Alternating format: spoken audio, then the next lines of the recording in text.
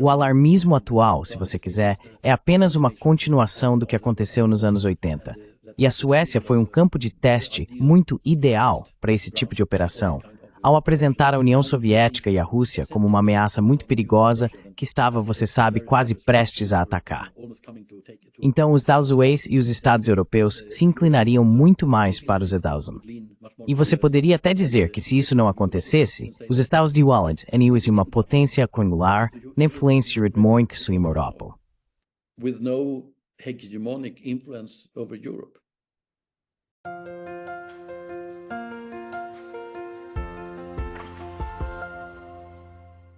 Hello everybody. This is Pascal from Neutrality Studies. Olá, pessoal. Aqui é Pascal, do Neutrality Studies. E hoje estou conversando com o professor Ola Thunander, professor emérito do Instituto de Pesquisa da Paz de Oslo, na Noruega. O professor Thunander escreveu e editou vários livros e diversos artigos sobre política de segurança, estratégia naval, operações submarinas, geopolítica, operações psicológicas e história da Guerra Fria. Em particular, ele é autor do livro A Guerra Secreta contra a Suécia, Engarendet Racetabignolas, Its Means 80. US and British submarine deceptions in the 1980s. Esse tipo de operações psicológicas na Europa é o que queremos discutir hoje. Então, professor Thunander, bem-vindo. Welcome. Então, Berzing. Ola, you have written this Olá, você escreveu este livro fascinante, acho que em 2004, sobre a questão dos submarinos na costa da Suécia. Isso era novo para mim. Eu não sabia que havia tantos avistamentos de submarinos e que as pessoas ficaram muito nervosas com isso. Mas esta é uma questão muito complexa. Você poderia talvez nos apresentar, especialmente para aqueles que não sabem nada sobre a história, sobre o que exatamente é a história desses avistamentos de submarinos?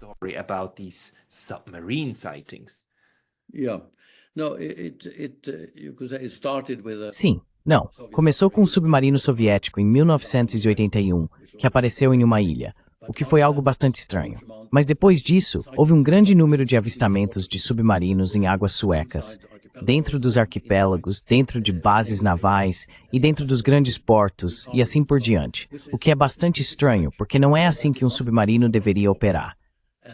E também, eles operavam em áreas onde submarinos regulares não podiam ir. Então, Tareforfelti realmente te dos de Timber. Mas era claro, todos os jornais, todos os políticos e todos os oficiais militares diziam, estes são submarinos soviéticos. Said this is Soviet submarines, because what else could it be, you know? Porque o que mais poderia ser, sabe? Então era óbvio para todos que eram submarinos soviéticos. E em 3 anos houve uma mudança na percepção de ameaça na Suécia. Mudou de 25% a 30%, percebendo a União Soviética como uma ameaça ou um tipo de estado hostil para 83%. Assim, a Suécia se tornou um país diferente em apenas 3 anos. Grande parte da mídia, as capas dos jornais e assim por diante eram sobre essas intrusões de submarinos. E isso não apenas mudou a mentalidade da Suécia, mas até certo ponto da Noruega e da Dinamarca também.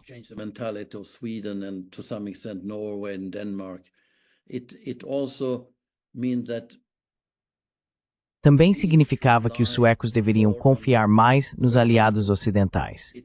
Ficou claro que a União Soviética parecia muito como uma ameaça, e algumas pessoas escreveram nos jornais diários que achavam que isso estava acontecendo quase todos os dias. Um oficial da Marinha, um comandante, disse no noticiário da TV sueca que isso está acontecendo todos os dias. Nós apenas vemos a ponta do iceberg. E assim, havia um entendimento claro de que os soviéticos estavam se preparando para uma guerra contra a Suécia. Isso foi principalmente no início dos anos 1980, mas continuou ao longo de toda a década de 1980, na verdade.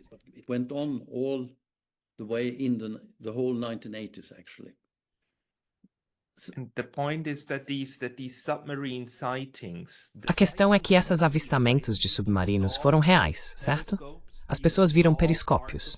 As pessoas viram partes de submarinos nas costas da Suécia. Mas a origem dos submarinos nunca foi realmente compreendida. Ou, como no seu livro, você realmente escreve sobre isso, você esclarece. Mas de onde eles vieram? you clear it up, but where did they come from? Yeah, yeah. No, it was. Sim, sim. Não. Foi a primeira investigação sobre submarinos em 1983, afirmando que provavelmente eram 6 submarinos soviéticos que haviam invadido as águas suecas, em bases navais e no porto de Estocolmo e assim por diante. E então houve um forte protesto da Suécia. O primeiro-ministro Olof Palme protestou contra as intrusões soviéticas e assim por diante. Mas ele foi informado em agosto de 1983 pelo presidente Koivisto, que teve conversas com Andropov, o líder da União Soviética, que disse: diga aos suecos que afundem todos esses submarinos, e então eles veriam o que é, porque não são nossos. E claro, isso deixou Olof Palme preocupado e confuso. E então um amigo meu, cujo pai foi secretário de Estado da Defesa por 10 anos, na verdade, State Secretary for Defense for 10 years, actually. And he was at a meeting. e ele estava em uma reunião no 1º de dezembro de 83. Ele então contou ao filho, que era o secretário internacional na Organização da Juventude Social Democrata, que os submarinos eram na verdade do Ocidente. Este filho de Karl Fritsch, que foi secretário de Estado por 10 anos, teve uma reunião com Olof Palme no mesmo dia e no dia seguinte. Então ele deve ter contado a Olof Palme que esses submarinos provavelmente eram do Ocidente. Depois, houve um jornalista escrevendo um livro, Anders Hasselblom. Ele descobriu que as pessoas com quem conversou no lado militar disseram que na verdade eram submarinos ocidentais, não russos. Said that actually were Western submarines, not Russian. And the chief of army. E o chefe do exército disse publicamente, então, em 87, que foi informado de que 2 submarinos haviam saído pelo Estreito Dinamarquês, saindo do Mar Báltico, o que significa que não seria um submarino soviético. E ele não sabia qual era a nacionalidade deles, mas falou publicamente que deviam ser submarinos ocidentais, e um supostamente também estava danificado. E isso foi em 87. Depois, quando participei de uma terceira investigação de submarinos como especialista civil, li muitos documentos, e o ex-chefe de inteligência havia feito um relatório ao primeiro-ministro em 87, na verdade 88, dizendo que havia esses 2 tipos de pequenos submarinos operando em águas suecas. E não há indicação de que sejam submarinos soviéticos. Os soviéticos não têm esse tipo de pequenos submarinos. Small submarines. I mean, they had small submarines, but not the kind of Quero dizer, eles tinham pequenos submarinos, mas não o tipo de submarinos porque eles têm bastante... A descrição de como eles pareciam era bastante detalhada, na verdade. Você tinha um pequeno, em forma de gota, de 10 metros de comprimento, e um que tinha de 20 a 30 metros de comprimento. Um submarino regular, com uma vela de submarino regular, e um snorkel alto atrás da vela, o que é muito incomum e muito típico de um submarino italiano muito específico. E isso também me fez olhar mais para esses detalhes. E eu também conversei com pessoas, quero dizer, dei algumas palestras também nos Estados Unidos, na Escola de Pós-Graduação Naval e no Centro de Análise Naval. E um homem, Robert Bathurst, era casado com uma esposa norueguesa, e ela queria voltar para a Noruega, porque o pai dela estava envelhecendo. E eu arranjei um escritório no nosso instituto para Robert. Office at our institute for Robert. And he E ele foi muito cauteloso quando falou sobre essas coisas, mas ele tinha sido chefe da inteligência naval na Europa no início dos anos 70, e ele foi adido em Moscou, adido assistente em meados dos anos 60, na verdade. Então ele é alguns anos mais velho do que nós. Mas ele disse que Bob Inman, que ainda está vivo, disse que tinha um acordo com os suecos quando era adido em Estocolmo. E Robert costumava visitá-lo. E ele disse que tinha um acordo com os suecos para instalar hidrofones para descobrir sobre os submarinos russos ou soviéticos. E eles conseguiam acompanhar a atividade perfeitamente bem enquanto os submarinos soviéticos estavam ativos. Mas o problema era que eles não podiam ter, como na Noruega, por exemplo, um cabo para a terra, onde você tem uma estação para ouvir o que acontece nos hidrofones se houver um submarino passando, e assim por diante.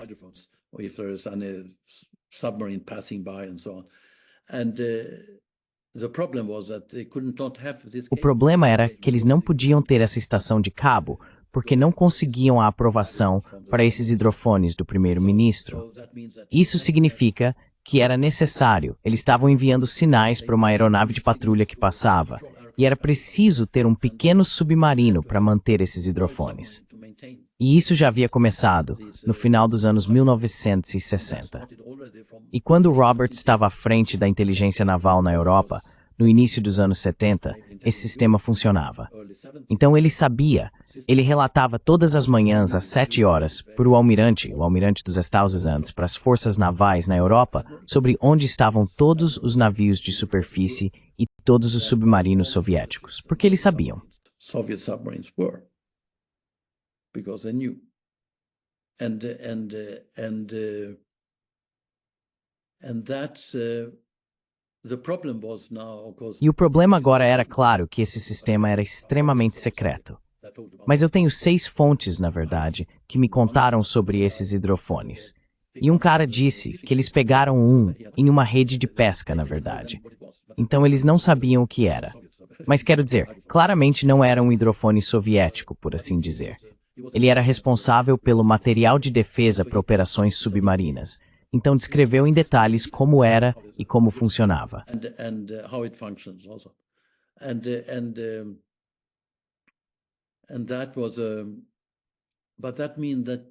E isso significa que quando os americanos, no início dos anos 80, ficaram fartos dos suecos ou escandinavos, mais ou menos, quero dizer, foi o primeiro-ministro norueguês em seu discurso de Ano Novo, em 1981, que falou sobre a possibilidade de uma zona livre de armas nucleares nos países nórdicos. Os americanos e os britânicos ficaram furiosos. Quero dizer, isso era totalmente inaceitável e era necessário falar seriamente com os noruegueses. E os suecos eram ainda piores. Então, os noruegueses estavam em uma ladeira escorregadia, como foi descrito em um documento do Ministério das Relações Exteriores britânico que vi em alguns documentos desclassificados. Ficou claro que os britânicos estavam extremamente irritados com o comportamento dos países nórdicos, que não eram leais o suficiente.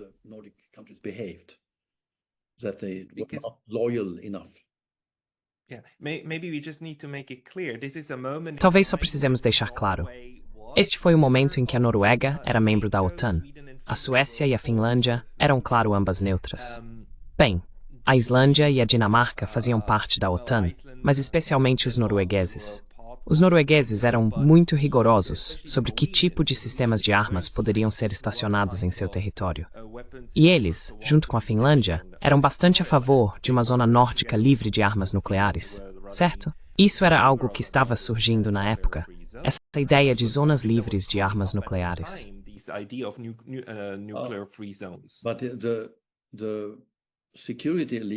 Mas a elite de segurança na Noruega estava claramente contra isso. Quero dizer, eles estavam chateados. E, na verdade, os ministros das Relações Exteriores não foram informados quando o primeiro-ministro fez esse discurso de Ano Novo. Então, o secretário de Estado dos Estados Unidos, Alexander Haig, ficou furioso quando falou com Knut Frydenlund, que era o ministro das Relações Exteriores. E o ministro das Relações Exteriores disse que, você sabe, temos uma opinião pública na Noruega e temos que falar com eles e tal, mas isso não vai acontecer. Você não precisa se preocupar com isso. Mas ainda assim, os britânicos e americanos não estavam felizes com o comportamento do lado norueguês e principalmente do lado sueco. Então, isso se tornou um grande... Quero dizer, depois você poderia dizer que isso esclareceu esses submarinos. Eles eram britânicos e estavam sob comando americano. Eram esses navios italianos que, você sabe, você poderia simplesmente, eles estavam lá há 10 anos. Quero dizer, eles não estavam lá há 10 anos. Eles foram trazidos em navios mercantes. They were brought in on merchant ships. If you have seen this Se você já viu esse filme do James Bond, há um filme em que o submarino entra em um navio e desaparece dentro do navio, e assim por diante. É disso que se trata. Quero dizer, eles já tinham tido a ideia de algum lugar naquela época, então funcionava com embarcações muito pequenas. Além disso, durante a Segunda Guerra Mundial, a Itália tinha isso. E a Itália tinha um grande número de embarcações pequenas muito boas que podiam ser usadas para esse propósito. E se você olhar como os submarinos são descritos nos arquipélagos suecos e nas bases navais e assim por diante, são claramente esses italianos. E até mesmo John Lehman, na verdade, que foi secretário da Marinha, porque eu estava em uma conferência com ele, disse sim, usamos italianos para uma negação plausível, o que significa na prática que não há evidências físicas apontando para os Estados Unidos. E você sabe como são os italianos. And you know how the Italians are. But that means, to your mind, despite we don't. Mas isso significa, na sua opinião, que apesar de não haver uma admissão oficial por parte de nenhum desses estados de que usaram submarinos no Báltico naquela época, é claro que esta foi uma missão PSYOP por parte dos estados da OTAN para assustar a população nórdica a apoiar políticas antissoviéticas. É justo dizer isso? Into supporting anti-Soviet policies. Is that was- fair to say? Yeah,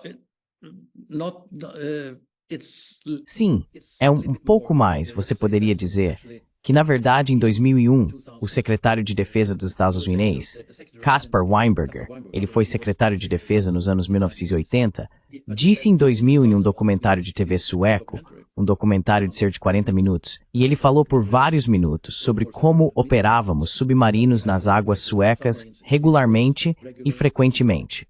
E isso era necessário porque aumentava a prontidão do lado sueco, e era necessário para nós, e era necessário para os suecos, porque os suecos também estavam colaborando de perto com os americanos.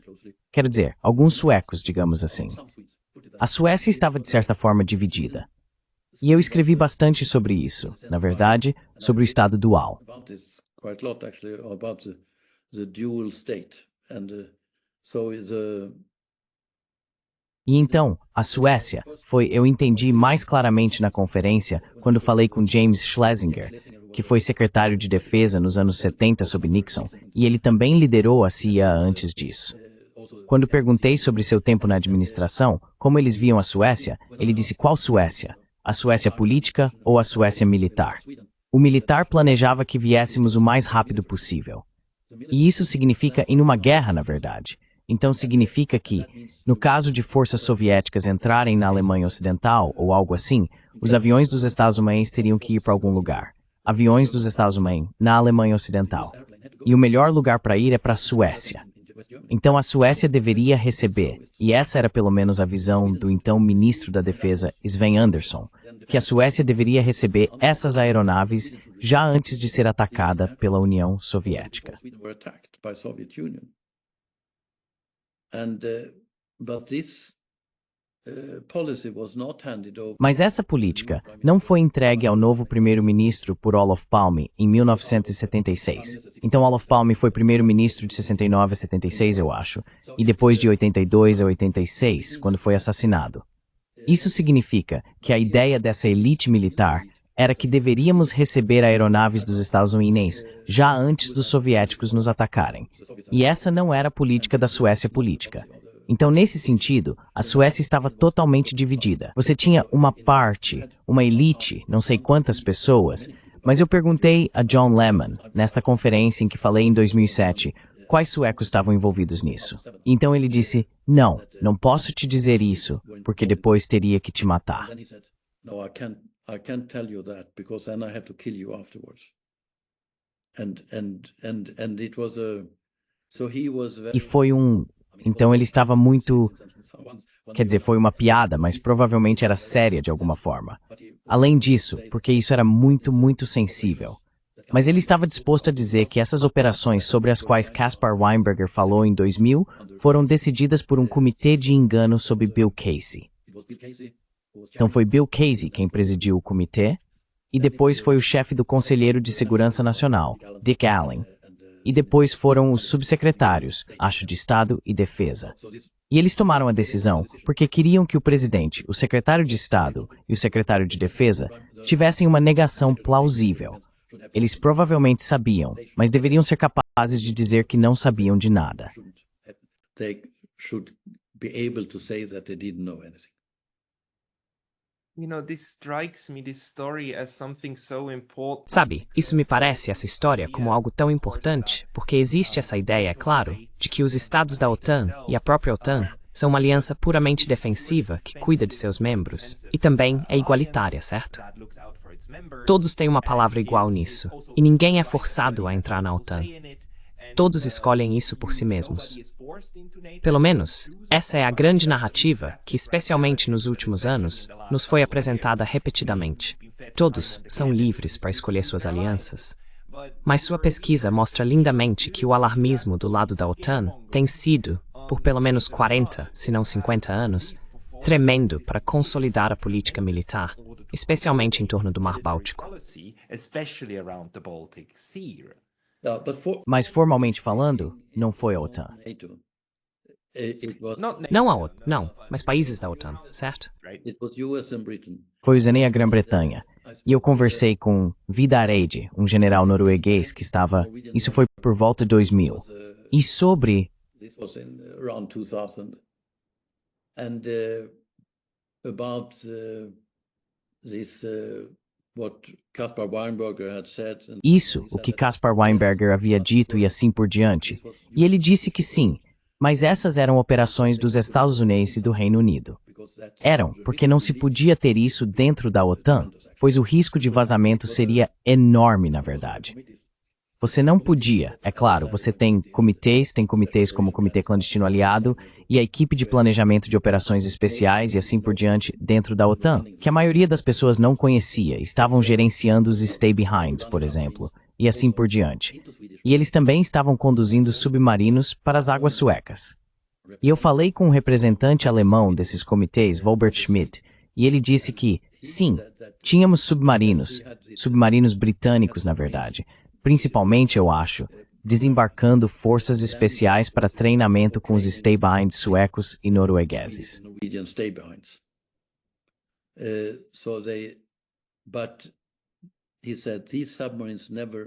Mas ele disse que esses submarinos nunca foram visíveis. Então esses não eram os submarinos que apareceram nos arquipélagos suecos e nas bases navais e assim por diante. Mas eles entraram em águas territoriais suecas e nos arquipélagos suecos também, na verdade. Mas eles não, foi um britânico. Na verdade, depois que Caspar Weinberger fez essa declaração na TV sueca, o ex-ministro da Marinha britânico Keith Speed disse quase o mesmo. Nós fizemos isso e foi necessário. E poderíamos subir, poderíamos quase, você sabe, entrar no porto de Estocolmo e emergir para ver como se você fosse capaz de nos rastrear. E isso foi um... Mas tanto Weinberger quanto Speed disseram que isso foi uma operação de marinha para a marinha. Era a marinha dos Estados Unidos conversando com os representantes suecos e era a marinha britânica conversando com os representantes suecos na marinha sueca.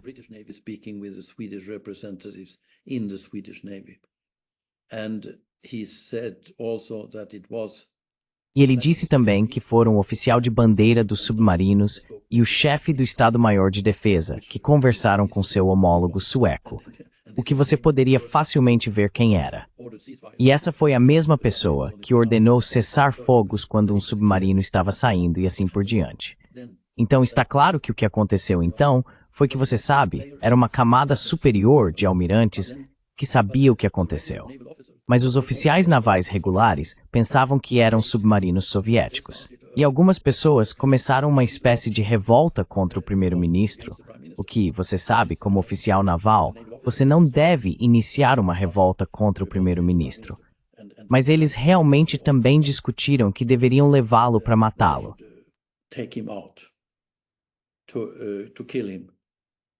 Estamos falando sobre Olof Palme, certo? Estamos falando sobre Olof Palme. Sim, porque pensavam que ele era um traidor e que colaborou com os soviéticos, permitindo a saída de submarinos soviéticos. Enquanto isso, agora você pode ver nos documentos da época que as ordens foram dadas por alguns almirantes muito específicos.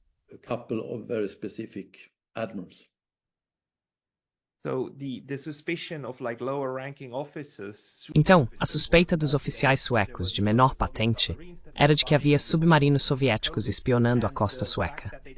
E o fato de não terem recebido autorização para abatê-los deve ter vindo diretamente de Olof Palme, que estava aliado aos soviéticos. Esse era o pensamento. Quando, na verdade, eram submarinos amigáveis de nações amigas que estavam realizando operações com o pleno conhecimento do Estado-Maior da Marinha. Pelo menos algumas pessoas, e eles ocultaram quem eram.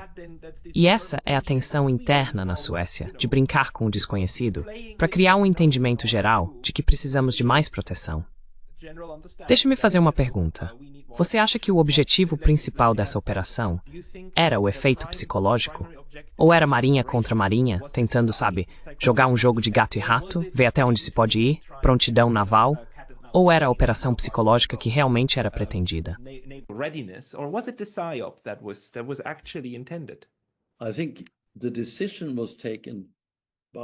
Acho que a decisão foi tomada pelo Comitê de Engano de Casey, que indicou que era uma operação psicológica como uma questão importante.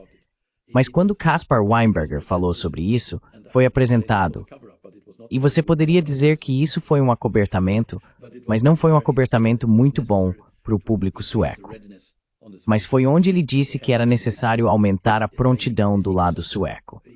E temos que fazer esse treinamento, esses exercícios nas águas suecas. Então você tem diferentes camadas, pode-se dizer. Mas no nível superior, são operações psicológicas, na verdade. E é claramente a maneira como eles estavam pensando também quando você os ouve.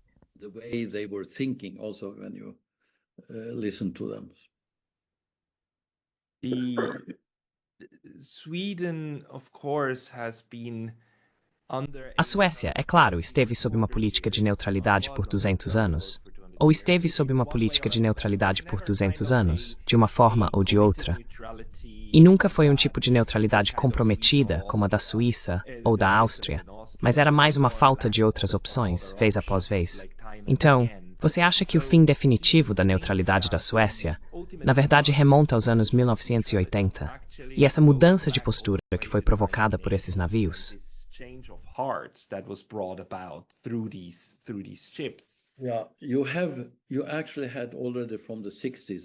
Sim, você já tinha desde os anos 60 uma colaboração estreita entre as forças militares, e acho que especialmente no que diz respeito às forças aéreas. E você também tinha, sabe, Wallenberg. Eles fizeram um submarino sueco e tinham laços muito próximos com os americanos. Eles tinham inteligência. Carl Arvid Norling, que era um operador de inteligência para a empresa Wallenberg, e estava muito próximo dos americanos, conseguindo tecnologia americana para os aviões Saab suecos, e assim por diante. Bob Inman era um adido assistente na Suécia em meados dos anos 60. Ele usava Carl Arvid Norling como intermediário com o ministro da Defesa sueco. Bob Inman trabalhava, na verdade, 2 dias por semana no Ministério da Defesa sueco, como adido americano. Então estamos surpresos, mas a ideia era que eles deveriam descobrir o que os submarinos soviéticos faziam.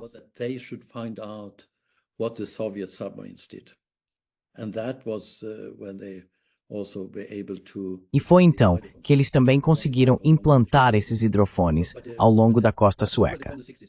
Mas já a partir dos anos 60, pode-se dizer, parte do estabelecimento estava muito próxima dos americanos. Eles não estavam nesse sentido próximos da OTAN como organização, porque eram relações bilaterais, mas também dos britânicos, na verdade. Então, quando se trata dos stay-behinds, eles estavam muito próximos dos britânicos. Os americanos e os britânicos sempre souberam como infiltrar o Estado, ter laços estreitos com as pessoas e desenvolver esses laços estreitos, muitas vezes no lado privado. Por exemplo, o chefe da Marinha Sueca, no início dos anos 80, foi de férias com a família de Bob Inman. Isso se desenvolveu em laços muito estreitos entre indivíduos.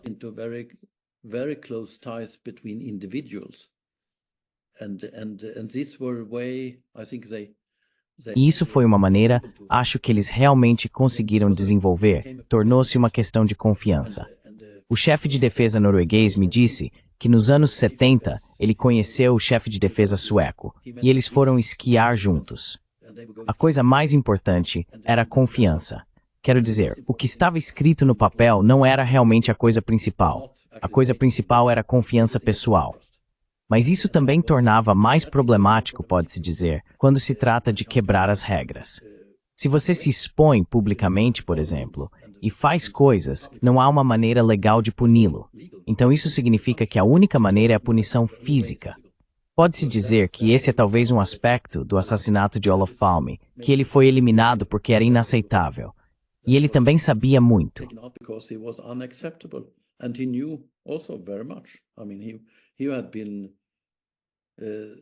Quero dizer, ele havia sido a pessoa central para o programa de armas nucleares sueco nos anos 1950, início dos anos 60, e assim por diante. E ele também era um colega próximo. Birger Elmer estava à frente do serviço de inteligência, um serviço de inteligência secreto que controlava o serviço de inteligência militar regular para que não se tornassem totalmente americanos. Então, a ideia era, de certa forma, que você tinha... Um amigo meu descreveu as reuniões que ele teve com... Ele estava na inteligência sueca, vice-inteligência para a inteligência do Estado-Maior de Defesa, Bjorn Eklund.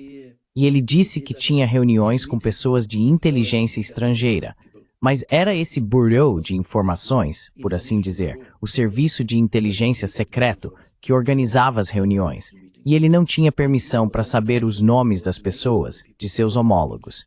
Então era uma tentativa, pode-se dizer, de controlar.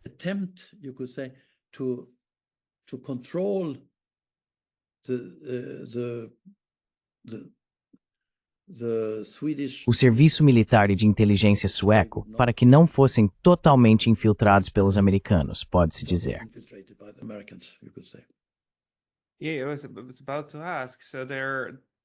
Sim, eu estava prestes a perguntar.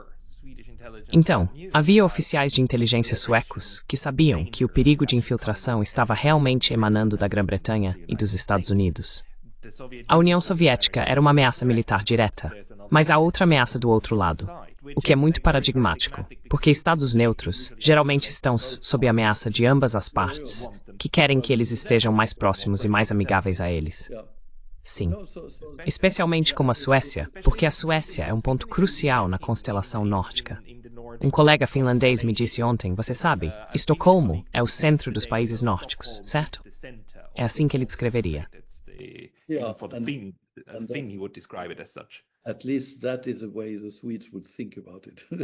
Pelo menos é assim que os suecos pensariam sobre isso. A Finlândia fez parte da Suécia por acho 600 anos ou algo assim. Então, nesse sentido, Estocolmo também estava geograficamente no centro. Estônia e Letônia faziam parte da Suécia.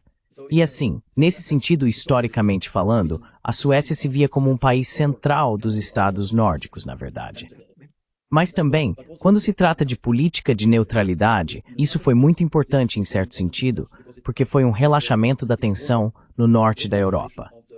E, na verdade, Gorbachev, quando ele pressionou por uma política neutra na Europa Central, isso também foi influenciado pela Comissão Palme e pelos países nórdicos, porque já no final de 88, seu colega próximo, um conselheiro próximo em economia, Bogomolov, escreveu sobre a possibilidade de uma Polônia, Tchecoslováquia e Hungria neutras.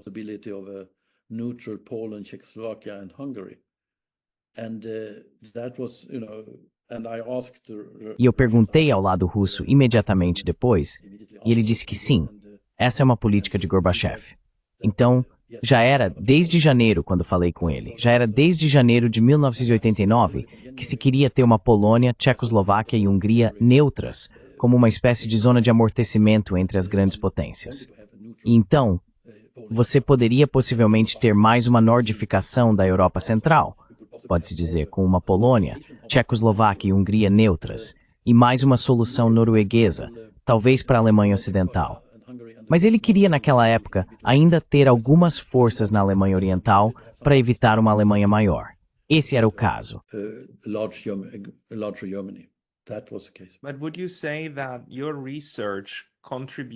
Mas você diria que sua pesquisa contribui para o corpo de conhecimento que mostra que um buffer neutro, neutralizado entre a União Soviética e, posteriormente, a Rússia e a Europa Ocidental, nunca foi algo que os Estados Unidos queriam, e também os britânicos, que eles trabalharam ativamente contra isso, em um nível operacional, para garantir que, mesmo que os países se declarassem neutros, eles permaneceriam leais ao seu lado, muito mais do que, digamos, funcionariam como um buffer.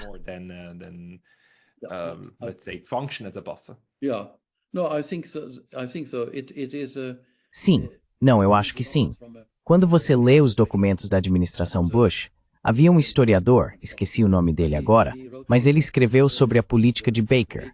Quero dizer, Baker disse nem uma polegada para o leste, e assim por diante. Mas ao mesmo tempo, Scowcroft, que era conselheiro de segurança nacional, disse que os Estados Unidos deveriam se posicionar entre a União Soviética e a Alemanha. Então estava na Polônia, você poderia dizer, ou na Europa Central. Então, a ideia era que... Mas essas pessoas não falavam muito alto na época, sabe? Então, deixaram Baker falar sobre o tipo de... que não se deveria estender, o que significaria na prática uma Europa Central neutra.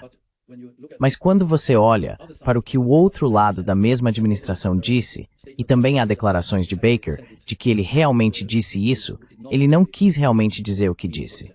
Foi claramente um jogo falso. it was a clearly false play.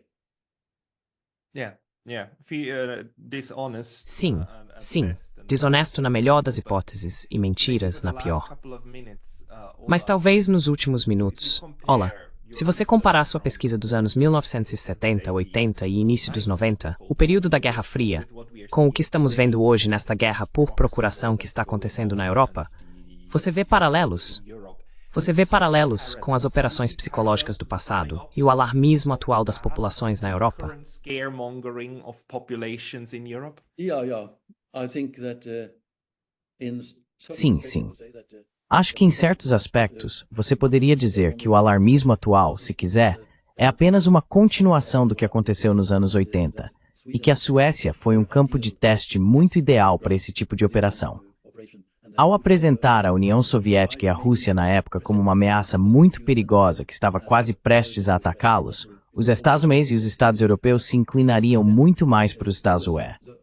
Você poderia até dizer que se isso não acontecesse, os Estados Unidos seriam uma econômica sem influência hegemônica sobre a Europa. Então, na verdade, acho que tem sido a política o tempo todo. So actually I think this has been the policy all along. And it's continuing. The scaremongering, E está continuando.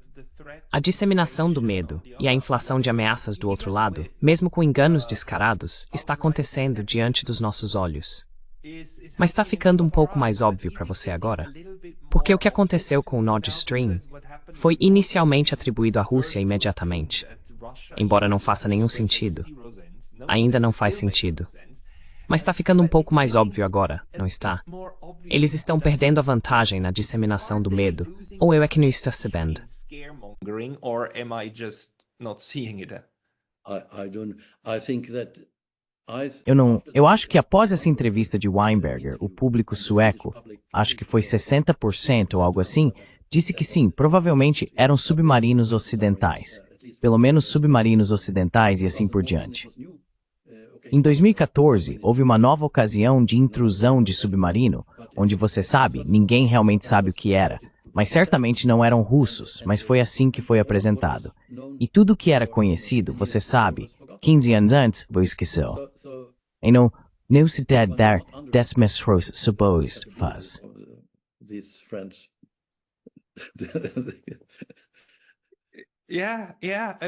Sim, sim. Quero dizer, como Jeffrey Sachs costuma dizer, citando outros, ter os Estados Unidos como inimigo é perigoso, mas ter os Estados como amigo pode ser fatal. Kissinger, eu acho. Kissinger said it, yes, right.